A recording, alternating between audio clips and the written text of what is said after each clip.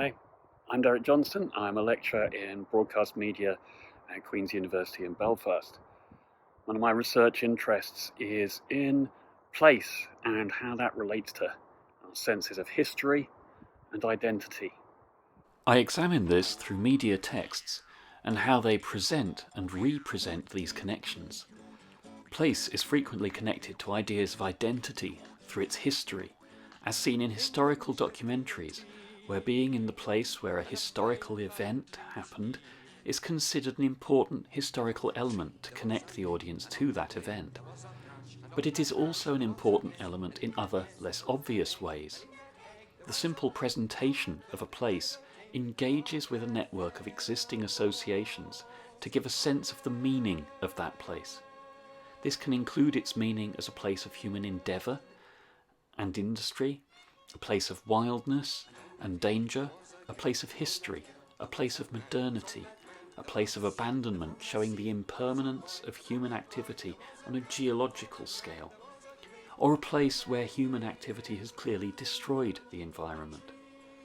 It can also include associations with particular identities, in the way that the rolling Southern Downs or parts of southern England have come to represent a wider sense of Englishness, which has then in many ways overlaid a wider sense of Britishness.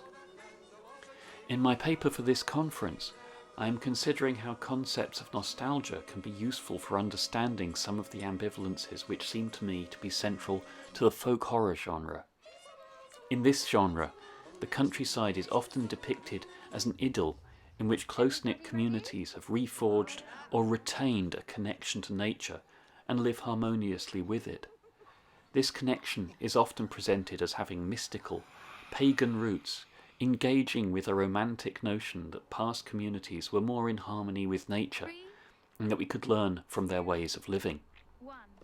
This is clearly appealing in our times of climate change, ecological collapse, and social disconnection. However, the horror aspect of folk horror must not be forgotten, because folk horror shows that there is a price that has to be paid for this apparent harmony. This price is typically through sacrifice, usually of an outsider. Folk horror can thus be understood as warning against the appeal of a nativist return to an ancient past and a reforming of close-knit, extremely local communities, because they consider those not of the community as other, as not connected, as fit for sacrifice and ritual usage. By using Svetlana Boym's framework of restorative and reflective nostalgia, I show how these models can help us think about our enjoyment of these folk horror narratives. To want to create one of these close-knit communities in spite of their treatment of others is to want to attempt to restore a past that never was, regardless of its costs.